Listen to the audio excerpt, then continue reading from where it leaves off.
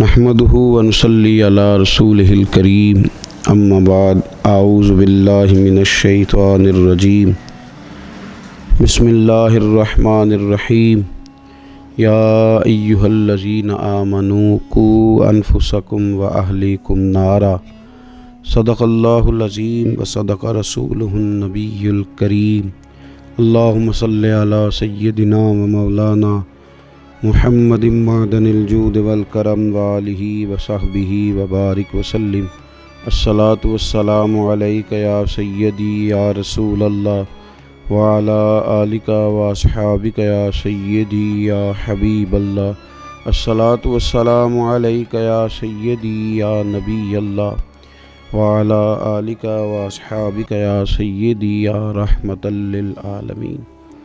حمد و صلاۃ کے بعد بعض لوگوں کا یہ کہنا ہے کہ انسان کو زندگی گزارنے کے لیے 2-3 چیزوں کی ضرورت ہے، پہننے کے لیے کپڑے ہوں، رہنے کے لیے گھر ہو اور پیٹ بھرنے کے لیے کھانا ہو۔ روٹی اور کپڑا اور مکان، یہ 3 چیزیں اگر کسی شخص کو میسر ہیں تو اس کی زندگی کا پہیہ صحیح کر کے چلتا ہے۔ میرا سوال یہ ہے کہ جو قیدی ہوتا ہے، جیل میں ہوتا ہے، اسے تو وہاں کپڑے بھی ملتے ہیں، روٹی بھی ملتی ہے، چھت بھی میسر ہوتی ہے، تو پھر وہ قیدی کیوں ہوتا ہے؟ پھر وہ تکلیف میں کیوں ہوتا ہے؟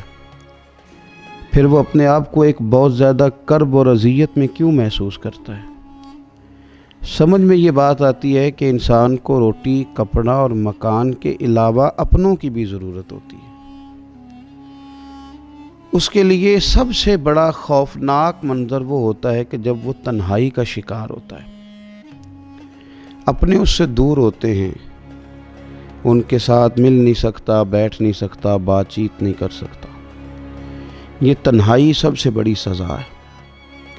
اللہ تبارک و تعالیٰ نے انسان کو انسانوں کے ساتھ مل کر سوسائٹی اور معاشرہ بنانے کا حکم ارشاد فرمایا ہے۔ تھوڑا سا گہرائی کے ساتھ اگر ہم اس بات پہ غور کریں اور توجہ دیں تو ہمارا جو گھر ہوتا ہے وہ ہمارے لیے جائے قرار ہوتا ہے۔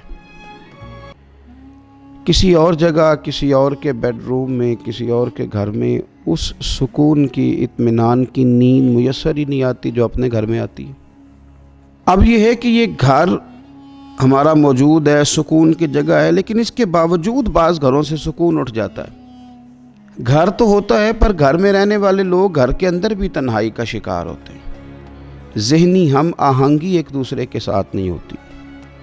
نسب کا رشتہ تو موجود ہوتا ہے لیکن دل کا رشتہ موجود نہیں ہوتا۔ اس لیے ہمارے دین نے ہمیں گھر بنانے کا طریقہ بھی ارشاد فرمایا۔ میاں بیوی کے رشتے کا قائم ہونا گھر میں سب سے پہلی ضرورت ہے۔ قرآن حکیم نے کہا ہن لباس لکم وانتم لباس لہن، مرد عورت کا لباس ہے، عورتیں مرد کا لباس ہے۔ لباس زینت بھی ہوتا ہے، لباس بندے کے عیب بھی چھپاتا ہے، لباس کی وجہ سے انسان گرمی اور سردی سے محفوظ بھی رہتا ہے، لیکن یہ یاد رکھیں کہ لباس کا پورا ہونا بھی ضروری ہے، اس کا وجود کے ساتھ فٹ ہونا بھی تو ضروری ہے۔ لہذا میاں بیوی کے رشتے کے اندر ایک دوسرے کے ساتھ ذہنی ہم آہنگی کا ہونا، ان کے مزاجوں کا ایک دوسرے کے ساتھ اتفاق کا ہونا، فٹ ہونا، یہ بھی بڑا ضروری ہے۔ نبی پاک صلی اللہ تعالیٰ علیہ وآلہ وسلم نے ارشاد فرمایا دنیا ایک متاع ہے اور دنیا کی بہترین متاع نیک بیوی ہے۔ جس کو یہ میسر آ گئی اس کا گھر بن گیا، اس کے حالات سنور گئے۔ اور حضور صلی اللہ تعالیٰ علیہ وسلم نے ہمیں گن کے بتایا تھا، گن کے فرمایا 4 چیزوں کی وجہ سے لوگ نکاح کرتے ہیں: مال دیکھ کر، حسب نسب دیکھ کر، حسن و جمال دیکھ کر، اور چوتھے نمبر پر دین دیکھ کر۔ فرمایا میرے غلاموں، تم نے اس طرح کرنا ہے جب کسی خاتون سے نکاح کرو یا تم اپنی بیٹی کا کسی لڑکے سے نکاح کرو، دین دیکھ کے کرنا، پرہیزگاری دیکھ کے کرنا۔ ایک حدیث میں نبی پاک صلی اللہ علیہ وسلم نے فرمایا حسن دیکھ کے تم نکاح کرو گے تو ہو سکتا ہے اس کا حسن اسے ہلاک کر دے، مال دیکھ کے نکاح کرو گے تو ہو سکتا ہے مال اسے متکبر بنا دے، تم دین دیکھ کے نکاح کرنا، رب تمہیں برکت عطا کر دے۔